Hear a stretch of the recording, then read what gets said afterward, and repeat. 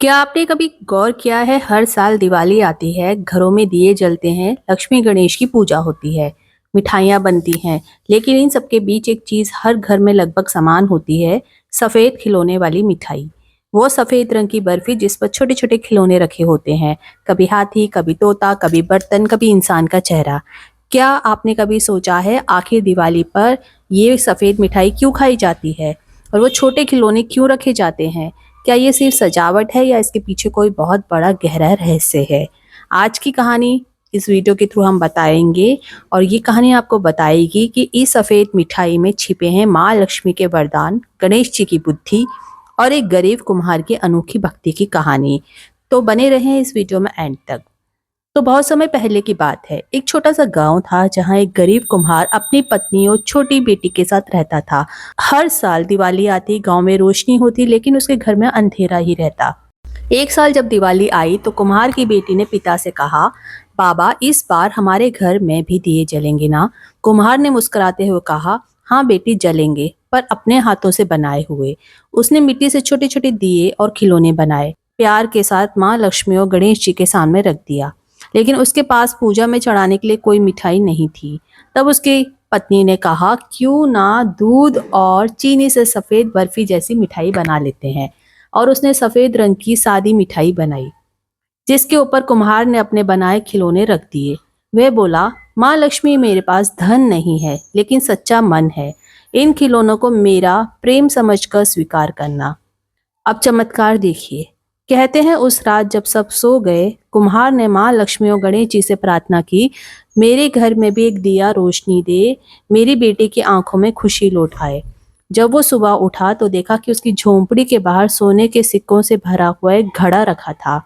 उस दिन से गांव वालों ने माना कि दिवाली पर सफेद मिठाई और खिलौने चढ़ाना माँ लक्ष्मी जी को अत्यंत प्रिय है। वो न केवल धन बल्कि सुख शांति भी देती है। और तभी से ये प्रथा चल पड़ी कि दिवाली पर सफेद खिलौने वाली मिठाई जरूर बनाई जाए। अब जरा सोचिए, ये सफेद रंग क्यों? ये सिर्फ मिठाई का रंग नहीं है। सफेद रंग शुद्धता, सत्य और नई शुरुआत का प्रतीक है। दिवाली सिर्फ रोशनी का त्योहार नहीं बल्कि मन की सफाई का पर्व है। जब हम सफेद मिठाई खाते हैं तो हम प्रतीक रूप में अपने भीतर कहते हैं, अब मैं अपने जीवन से अंधकार मिटाकर शुद्ध प्रकाश को अपनाऊंगा। और खिलौनों का क्या अर्थ है? हर खिलौना एक कामना का प्रतीक होता है। हाथी समृद्धि का, तोता संवाद और प्रेम का, बर्तन अन्नपूर्णा का और बच्चे का खिलौना जो होता है वह संतान सुख का होता है। लोग मानते हैं कि जो खिलौना मिठाई पर रखा जाता है वही माँ लक्ष्मी और गणेश जी का आशीर्वाद बनकर घर में आता है। शास्त्रों में कहा गया है, सत्वम शुद्धे प्रसादे च, अर्थात जहाँ शुद्धता होती है वहीं प्रसन्नता होती है। सफेद मिठाई सद्गुण का प्रतीक है। ये दूध, खोया या छेने से बनती है जो मन को शांत करती है, क्रोध, अहंकार और नकारात्मकता को मिटाती है। इसलिए माता लक्ष्मी और गणेश जी को ये मिठाई चढ़ाई जाती है, ताकि घर में धन के साथ साथ शांति और विवेक भी बना रहे। क्योंकि लक्ष्मी सिर्फ धन नहीं देती, वो देती हैं धर्मयुक्त समृद्धि, और गणेश जी उस धन का सदुपयोग करने की बुद्धि।